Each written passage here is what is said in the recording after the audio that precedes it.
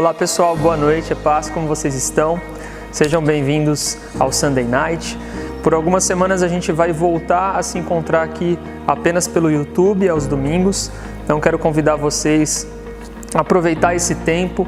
Nós ainda estamos enfrentando essa pandemia, então te convido a manter a sua dedicação e seu empenho em oração, para que tudo isso passe logo e para que Deus possa estar guardando e cuidando das nossas famílias. E te convido a não perder os nossos cultos online. Acompanhe com a gente, hoje é uma noite especial, hoje nós teremos Santa Ceia, então também já separe o seu pão, o seu suco de uva e logo mais nós estaremos ceando todos juntos. Um bom culto a todos, Deus abençoe.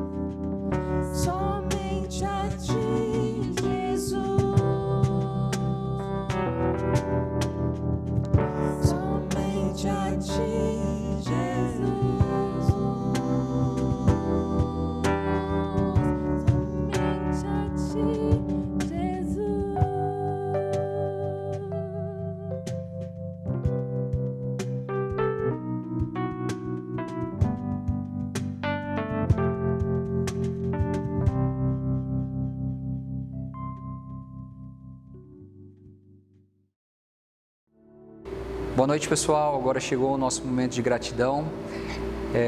Esse momento que faz parte do culto, e apesar de nós não estarmos na igreja, nós somos igreja e nós podemos continuar ofertando, nós podemos continuar dizimando de uma maneira diferente, pois o tempo que estamos vivendo é diferente. E então você, aqui embaixo na descrição, nós temos alguns dados de uma conta bancária, e em algum lugar do vídeo vai ter um QR Code que você pode ofertar por lá também. E Deus abençoe a todos vocês.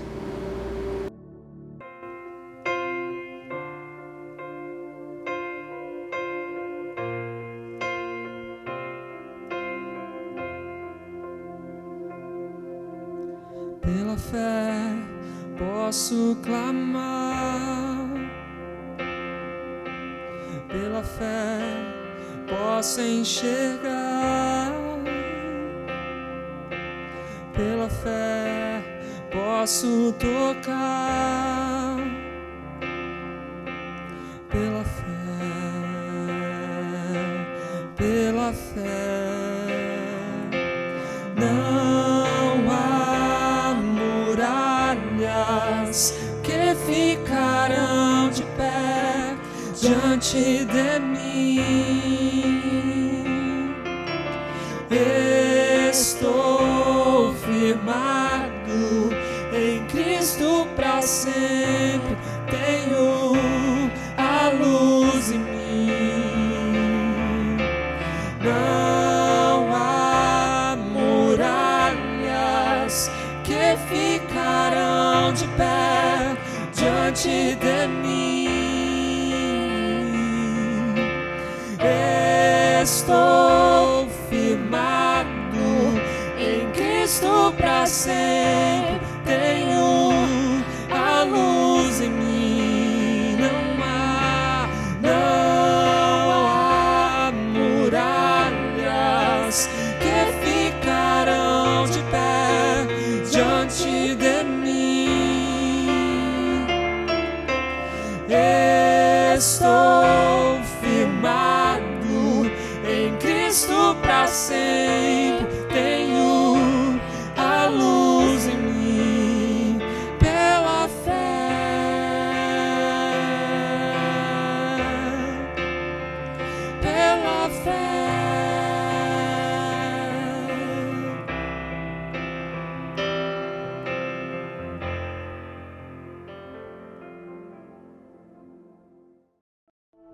Boa noite mais uma vez, a paz.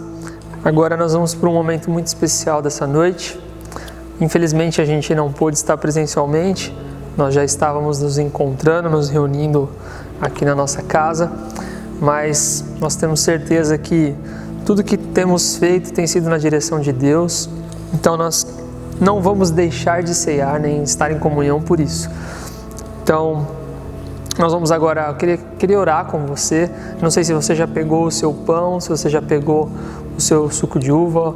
Então, se você não pegou, corre lá, prepara rapidinho. Nós vamos orar agora consagrando esses elementos na sua casa, onde você estiver, para que a gente possa ter esse momento de comunhão.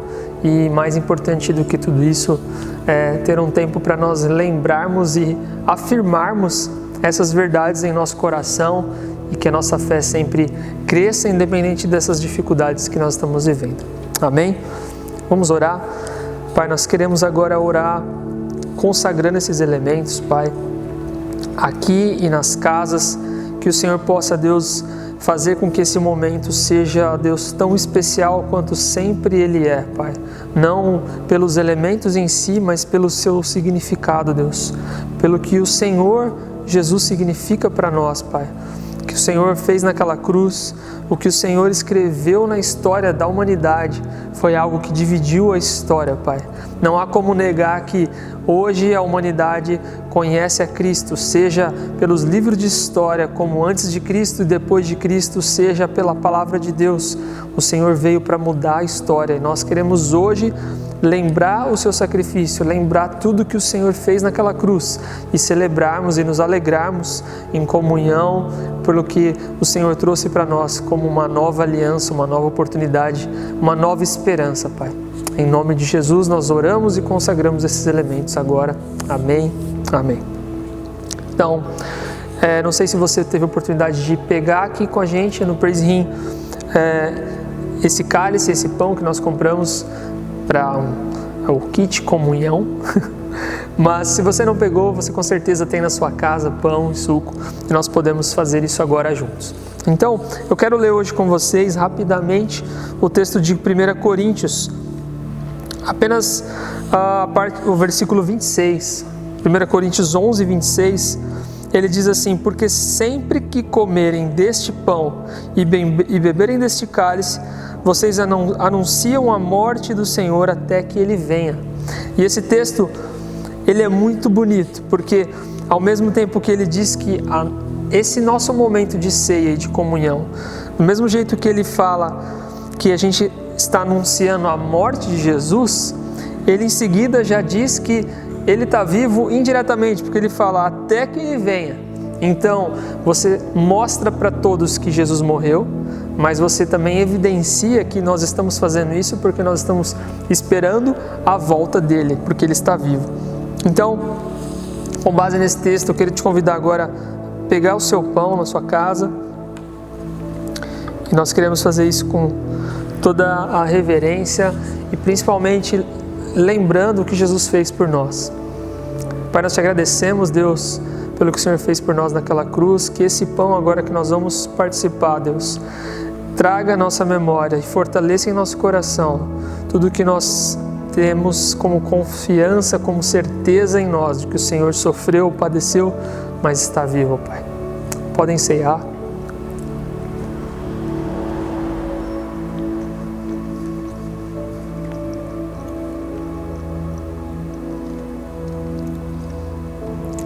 Amém. Obrigado, Jesus. Nós te agradecemos, Pai. E agora, pega o seu cálice também. Lá em Lucas 22, a gente costuma sempre ler, mas Jesus ele fala que da mesma maneira, depois eles comeram do pão, ele pega o cálice e ele fala que esse é o símbolo de uma nova aliança. E nós temos essa oportunidade hoje. E agora mesmo eu estava conversando com alguém, onde a gente relembrava e reforçava para essa pessoa que não há o que você tenha feito, não há o que você possa ter passado, que Jesus não venha e te traga uma esperança de uma nova vida, uma nova aliança. É isso que significa este cálice. Então, pegue agora na sua mão, tome e celebre depois, agradeça ao Pai, porque isso aqui, todas as vezes que nós fazemos, nós lembramos o que Ele fez. E para mim, pessoalmente, todas as vezes que eu participo disso, eu lembro que Jesus ele nos dá uma nova esperança, Ele nos dá uma chance de uma vida nova, de fazer tudo de novo, direito, com Ele. Então, que você celebre na sua casa junto conosco essa nova aliança. Amém? Pode cear.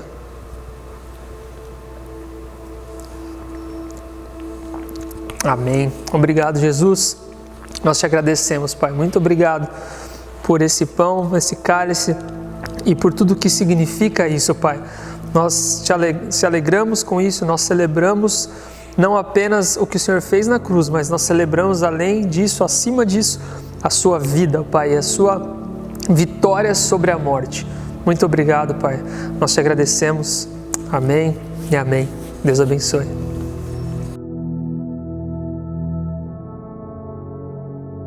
Boa noite, pessoal. Tudo bem com vocês? Nessa noite, eu gostaria de iniciar essa ministração orando com vocês. Então, feche os seus olhos e vamos orar a Deus. Pai querido e santo, que neste momento, Pai, a Tua palavra entre no coração, Senhor, de todos aqueles que estarão assistindo, Senhor, meu Pai, este culto. Pai querido, que nesse momento o Senhor já fale ao meu coração, Pai, para entregar aquilo que vem do céu, Senhor, meu Pai. E que em nome de Jesus essa palavra venha trazer conforto, refrigério e, Senhor, meu Pai, nos fazer crescer diante de Ti, Pai. Que a cada dia mais sejamos pessoas, Pai querido, conforme a Tua imagem e a Tua semelhança. Em nome de Jesus, Deus. Amém. Bom, pessoal, nessa noite eu gostaria de falar um pouco a respeito, claro, de Deus, mas a respeito de Deus em sua essência. Se fosse colocar um título para a ministração, seria Quem é Deus? Né? Muito se fala, pessoal, a respeito das ações de Deus, né? Ou o que Ele fez, o que Ele faz, ou até o seu planejamento para o futuro, o que Ele tem reservado para a gente. Nós costumamos descrever a Deus um ser que nos ajudou em alguma etapa da nossa vida, ou que nos trouxe a um determinado local, mas dificilmente alguém descreve a Deus citando as suas personalidades ou citando talvez aquilo que tem no interior do coração de Deus, né? E é claro que alguém tentar esboçar a Deus seria presunção, né? E eu não vou tentar fazer isso, mas à luz da palavra, Deus nos deixa algumas coisas que Ele explica a nós como a sua natureza age, ou como Ele se comporta diante das coisas. E à luz disso, gostaria de expor aqui esta noite a respeito de uma dessas características de Deus. Deus, Ele tem várias qualidades ou várias personalidades, né? Ou várias características de uma só personalidade. E a característica que eu gostaria de expor para vocês hoje é uma característica que muito é falado sobre ela. Nós sempre relembramos essa característica, mas eu acho que dificilmente nós meditamos no que isso significa. E essa característica é a respeito da bondade de Deus. Então essa noite a gente vai falar um pouquinho sobre a bondade de Deus, né? O que significa Deus ser bom? E o que significa a bondade estar inserida em Deus? Que são coisas diferentes se a gente começar a meditar e entender um pouco sobre isso. Então a gente repete muito, né, pessoal? Deus é bom. Mas o que isso efetivamente significa? A gente vê em Salmo 52, no versículo de número 1, o salmista ele diz: a bondade de Deus permanece continuamente. Isso nos diz respeito à sua constância. Se a bondade dele permanece continuamente, quer dizer que ela nunca para. A bondade de Deus ela é sempre ativa. E isso é uma coisa fantástica. É um Deus bom que nunca para de ser bom. Agora, Deus, sendo sempre bom, nos traz a uma outra característica dele, a sua imutabilidade, né? Ou seja, Deus nunca muda. Ele é sempre da mesma forma, a mais alta expressão de todas as formas.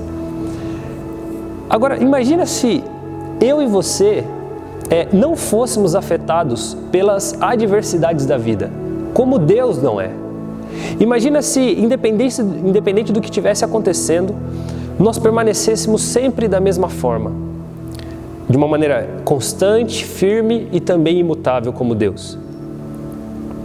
Galera, isso seria, eu acho que muito bom, porque quando a gente começa a colocar as nossas emoções diante de uma adversidade, muitas vezes a gente começa a pensar de uma maneira equivocada, né? Mas nós somos assim, nós somos seres humanos e nós temos isso em nós. Nós mudamos, mas nós temos um Deus que não muda. Nós temos um Deus que Ele é imutável. Então, nada do que acontece no mundo afeta a natureza de Deus. Nada do que acontece com as pessoas muda a maneira como Deus pensa.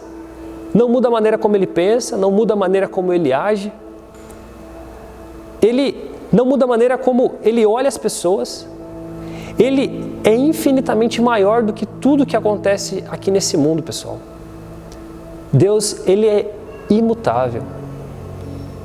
E como estamos dizendo essa noite, a respeito de sua bondade, nada do que acontece muda isto. Nada do que você faz altera a bondade dele para com você.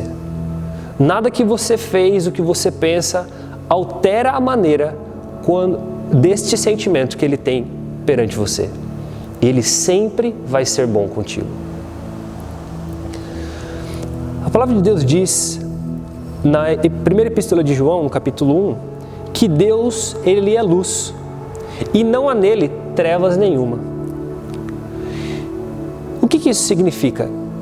Que Deus sendo luz e não havendo trevas, quer dizer, pessoal, que Ele é a expressão máxima de perfeição de tudo aquilo que poderia existir. Porque se não há trevas nele, trevas nos remete a uma coisa ruim, certo? Então, se nele não há trevas, tudo que há nele é luz. Ou seja, tudo que há nele é bondade. Tudo que há nele é bom. Então, imaginem isso, pessoal. Deus, Ele é tão bom que Ele não pode ser melhorado.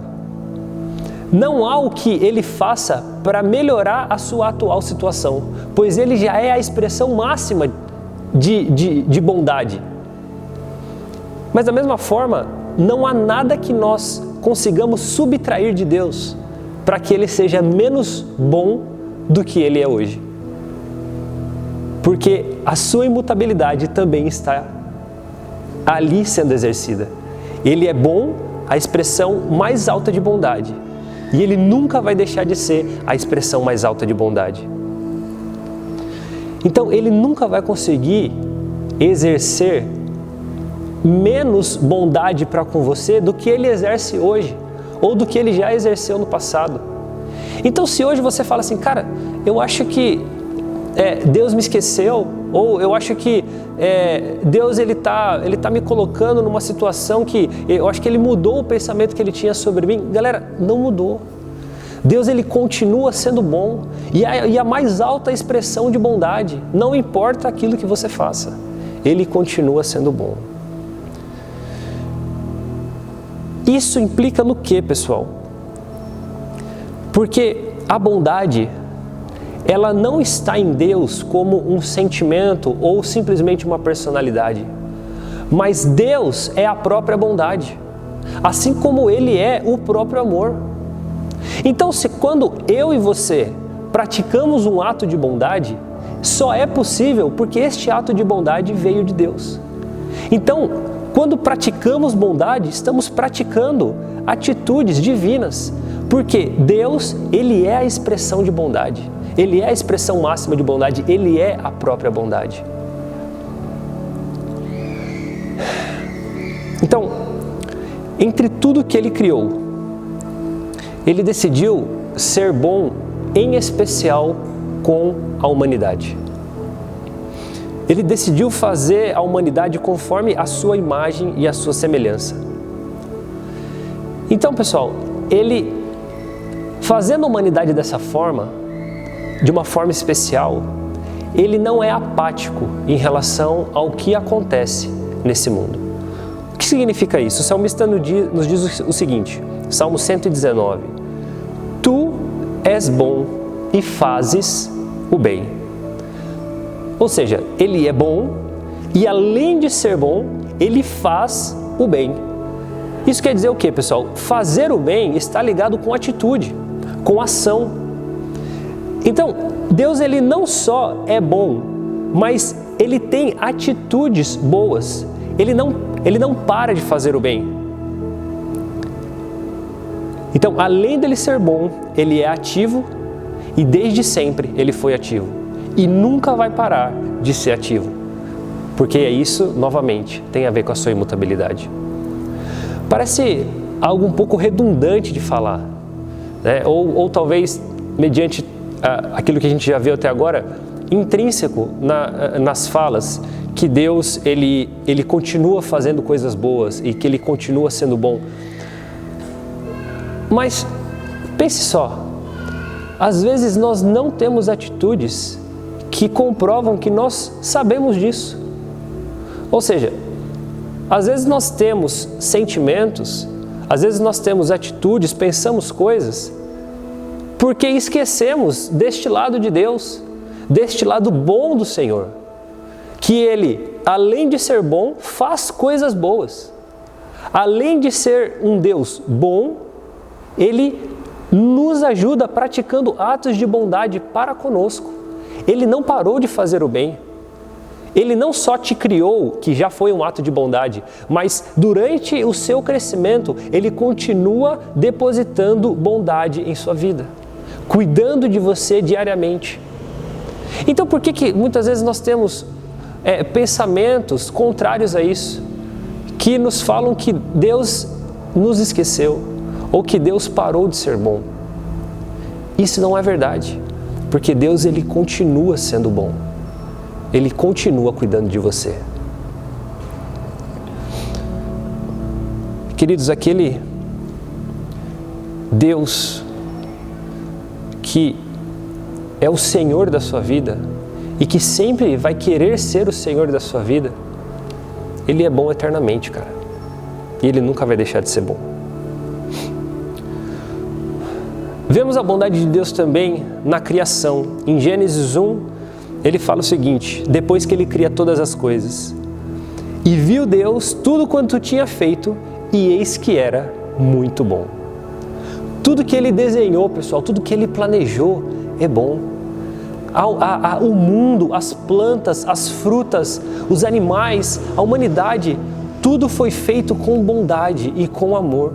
Deus planejou tudo isso, porque Ele é bom. A gente vê a bondade de Deus até nas coisas mais simples, e que às vezes, por estarmos acostumados a elas, não percebemos que isso é bondade de Deus. Vejam, pessoal, Deus nos deu as nossas mãos, que com essas mãos nós conseguimos fazer trabalhos muito sensíveis, muito detalhistas, e com essas mesmas mãos conseguimos fazer trabalhos muito pesados, trabalhos que demandam de muita força. Cara, isso é algo muito especial.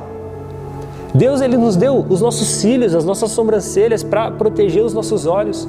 Ele nos deu o nosso cérebro para que a gente pudesse pensar, ser um ser racional. Os nossos pés para nos levar para onde a gente quiser. E isso tudo, galera, não é obra do acaso. É bondade de Deus para a nossa vida. A gente não teria isso se não houvesse um ser planejando. Eu não sei, uma explosão do acaso não pode ter criado coisas tão inteligentes.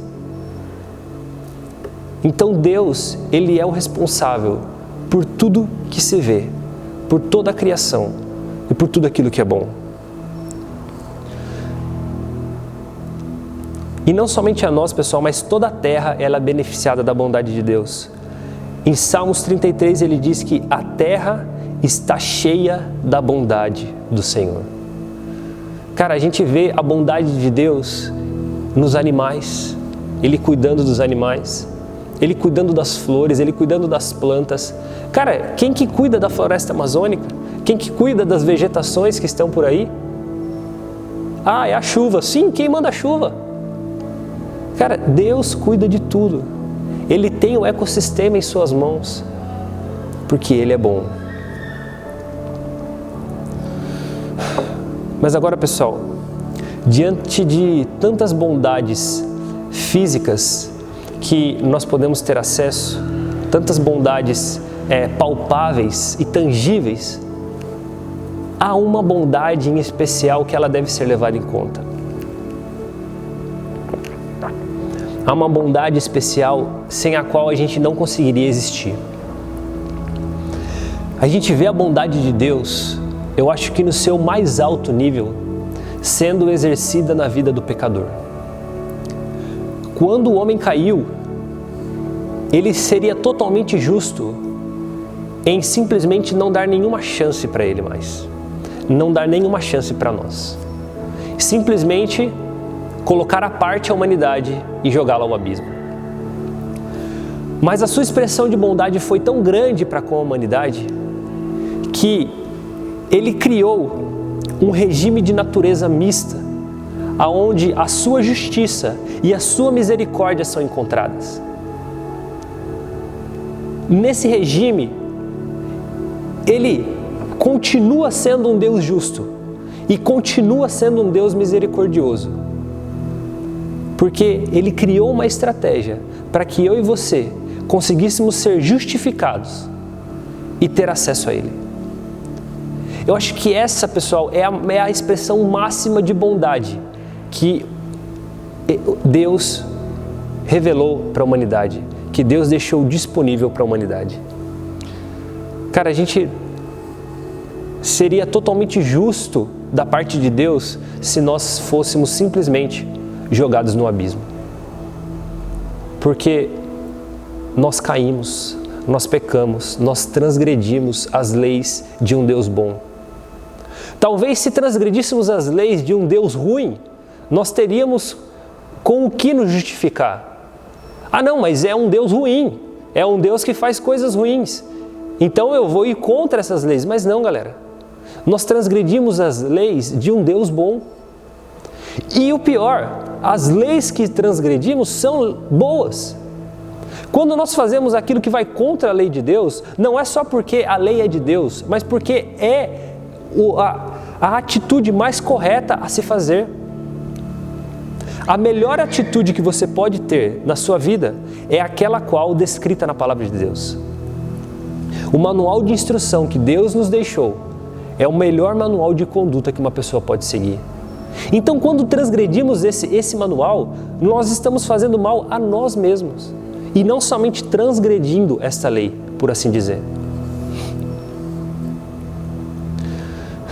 Toda perspectiva humana, ela poderia ser mudada se nós verdadeiramente entendêssemos que vivemos sob um céu e que nesse céu há um Deus todo-poderoso e um Deus bom, que não quer somente ser o nosso amigo, mas Ele tem prazer nisso. Ele tem prazer em se comunicar com nós. Eu acho que a humanidade ela seria totalmente reformulada e renovada e mudaria o rumo do trilho se entendesse essa verdade de que Deus é bom e que Ele está sobre as nossas cabeças, querendo trazer amizade, querendo trazer conforto, refrigério e cuidar de nós. Mas ainda assim, pessoal, nem tudo são somente coisas boas que acontecem conosco. Há males que nos acompanham durante a nossa vida, e é verdade. Nós somos acometidos de coisas ruins, de adversidades durante a nossa vida. Mas, raramente, nós vemos uma pessoa que durante toda a sua vida experimentou mais adversidades do que prazeres. Dificilmente a gente vê isso acontecer com alguém. Mas Deus é tão bom que mesmo quando nós temos uma situação de adversidade acontecendo conosco, Ele fez o nosso cérebro, isso é cientificamente comprovado, pessoal. Ele fez o nosso cérebro de forma a nos acostumar com aquele sofrimento, nos acostumar com aquela adversidade. E depois de um determinado período, nós não sentimos mais o peso daquele sofrimento. Pelo contrário, nós conseguimos tirar o máximo proveito daquela situação adversa. Então, às vezes, nós acabamos de ficar desempregados, por exemplo. E aí vem e bate aquela tristeza, mas depois de um tempo a gente acaba acostumando com essa tristeza que nos acometeu. E começamos a agir com a nossa vida, mandar currículo e fazer tudo que tem que fazer. Então, aquela tristeza inicial já passou. Ele já fez com que a nossa mente cauterizasse aquilo tudo e falasse assim, tá bom, aconteceu, mas agora, bola pra frente. Segue, essa é a sua nova vida, até que você encontre um emprego novo, até que você mude essa situação, até que essa doença saia.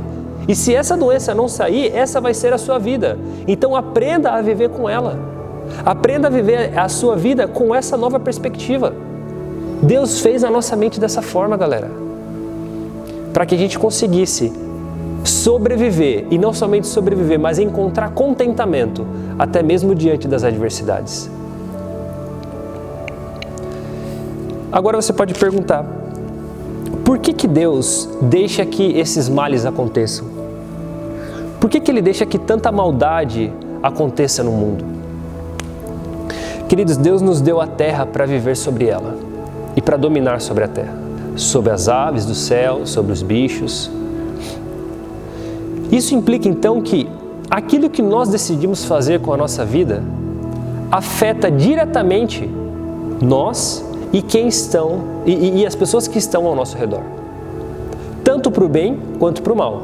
As nossas atitudes podem trazer coisas boas ou más para nós e para aqueles que estão à nossa volta. Você pode ser o responsável por uma pessoa, pela felicidade de uma pessoa, mas você também pode ser responsável pela desgraça de uma pessoa. Então, nós afetamos o que acontece na vida dos outros. Sendo assim, não se pode pôr em xeque a benignidade de Deus por haver tanto sofrimento no mundo. Porque muitas vezes os sofrimentos que acontecem em nossa vida somos nós mesmos ou as pessoas que estão à nossa volta que fazem com que aquela situação aconteça, que buscam com que aquele mal aconteça. Veja o que o apóstolo Paulo diz aqui em Romanos capítulo 2, no verso 9 e 10. Tribulação e angústia sobre toda a alma do homem que faz o mal. Glória, porém, e honra e paz a qualquer que pratica o bem. Galera, a lei da semeadura, ela é fiel.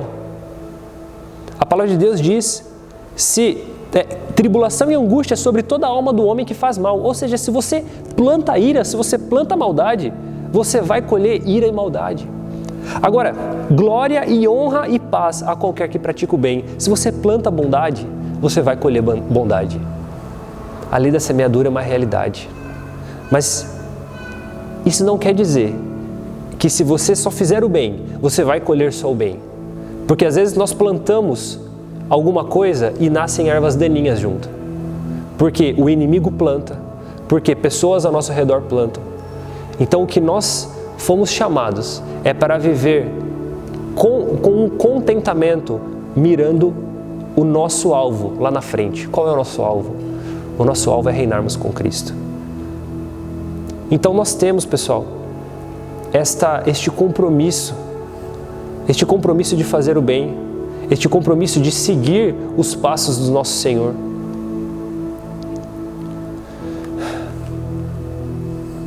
Seguindo isso, a chance de nós colhermos somente coisas boas, ela é muito maior do que se nós ficarmos plantando ira, plantando maldade. A palavra nos diz: louvem ao Senhor pela sua bondade. Salmo 107, verso 8. Louvem ao Senhor pela sua bondade. Isso nos arremete a um sentimento de gratidão. Hoje, será que você foi grato a Deus pela bondade derramada sobre sua vida? Muitas vezes não. Muitas vezes nós nos esquecemos disso. E sabe por quê? Que a gente acaba se esquecendo disso. Primeiramente o que é a gratidão? Né? A gratidão, ela é o justo retorno exigido daqueles que são objeto da sua criação. Nós que somos objetos da criação de Deus, devemos naturalmente dar graças a Deus por aquilo que Ele nos dá, pela bondade derramada sobre as nossas vidas. Mas muitas vezes não, sempre a bondade de Deus é muito e de uma forma muito abundante derramada sobre as nossas vidas. E muitas vezes nós nos esquecemos de agradecer por causa disso. Porque nós nos acostumamos com a bondade de Deus. Tudo aquilo que é constante, a gente acaba se acostumando. Tudo aquilo que é natural, a gente acaba se acostumando. E Deus é naturalmente bom. Então nós nos acostumamos à bondade de Deus.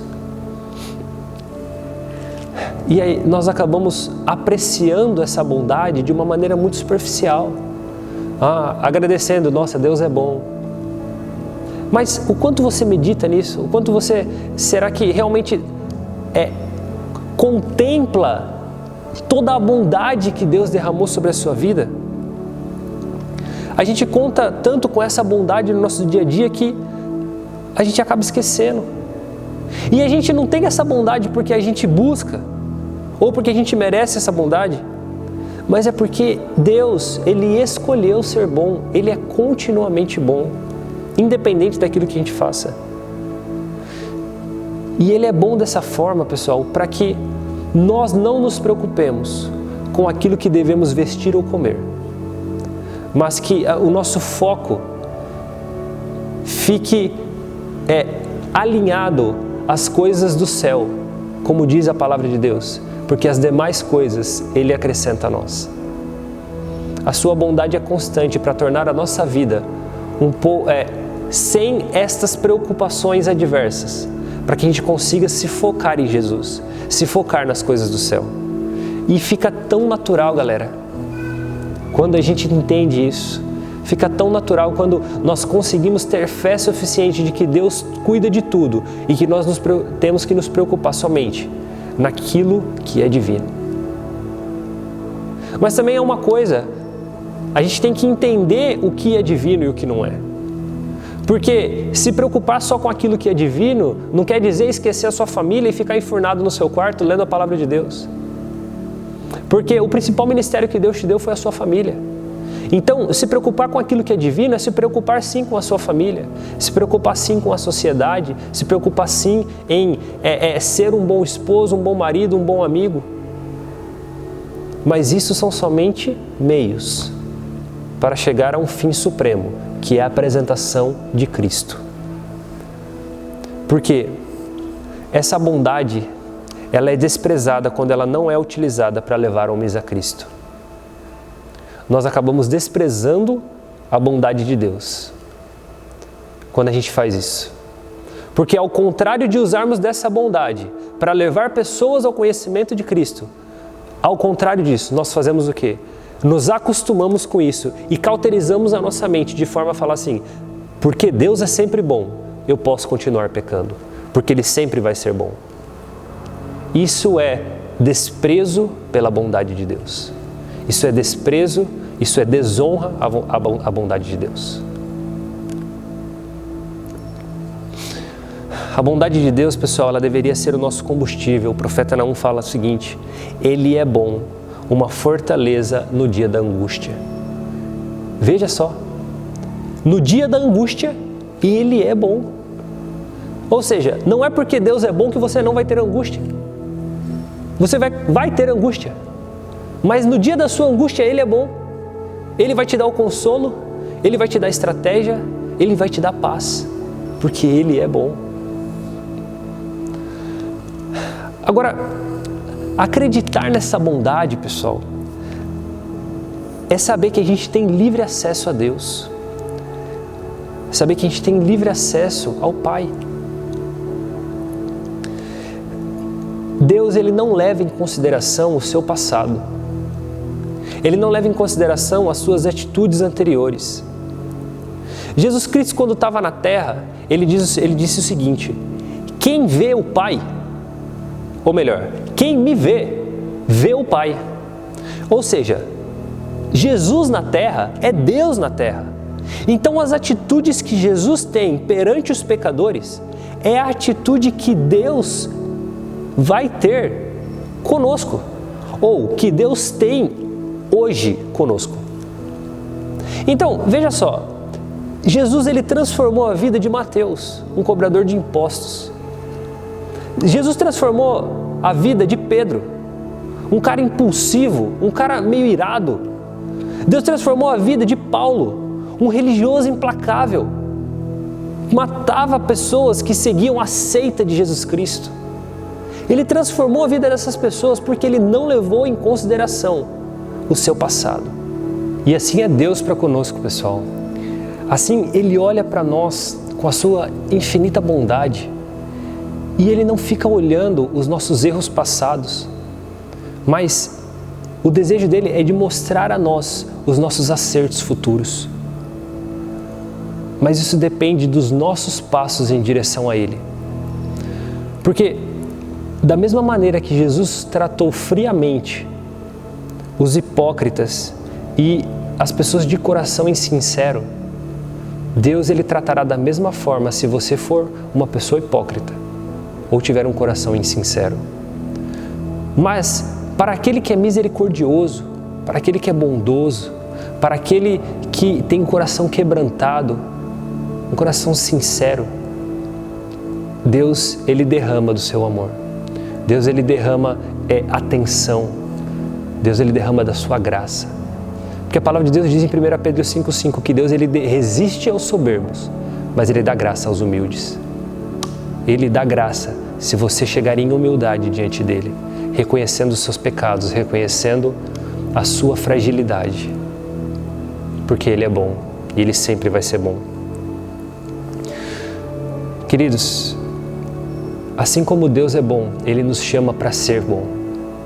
Ele nos chama para ter as mesmas atitudes que Ele deixou registrada para nós em Sua palavra, que Ele deixou registrada para nós nas atitudes de Seu Filho. Se você procurar ver a bondade de Deus na sua vida, se procurar ver a bondade de Deus nas histórias que foram contadas, você vai começar a imitar essas vontades. Repare, pessoal, quando você começa a buscar informações sobre uma determinada pessoa e você começa a admirar essa pessoa, você começa a refletir esta pessoa. Comece a ler 1 Samuel, você vai ver ali a respeito da vida de Davi. Cara, quando a gente começa a ler aquilo, você se sente impulsionado a ser como Davi, um cara prudente, um cara bondoso, um cara que seguia a Deus, um cara corajoso. Então, se a gente começa a buscar a respeito da bondade de Deus, naturalmente nós começamos a refletir a Deus. E assim você passa, pessoal, a ser uma pessoa boa para a sua família. Seja bom para ela, seja bom para a sua família, seja bom para os seus amigos, seja bom para os seus filhos, para as pessoas que estão ao seu redor, mas também para aquele que você não conhece, até mesmo para o seu inimigo. Seja bom para aquela pessoa que você tem aversão de oferecer a mão, mas seja bom, porque assim Deus é bom. E quando você atingir isso, quando você começar a ser bom para os outros, até indo contra a sua própria vontade, você vai atingir o patamar da melhor versão de você mesmo. A melhor versão de você mesmo é você sendo bom como Deus foi bom. Amém? Queridos, vamos orar. Que essa mensagem entre no seu coração, transforme a sua vida e transforme a minha vida também. Que cada dia mais eu possa buscar a ser bom. Que você também procure ser bom como Deus é bom. Pai querido, em nome de Jesus eu te agradeço, Pai, por este momento, por essa palavra, Pai. Que o Senhor nos ensine a sua bondade, nos ensine a ser bom. Nos ensine, Pai querido, a ser bom para as pessoas, a ser bom, Senhor meu Pai, para até aquelas pessoas que nós não queremos ser bom, Pai. Mas quebra o nosso pensamento e nos faça entender que se fosse por nosso merecimento, o Senhor também não seria bom para conosco. Então, em nome de Jesus, nos ajude, Pai, a entender as tuas verdades. Amém. Tenha uma ótima semana, queridos. Que Deus os abençoe.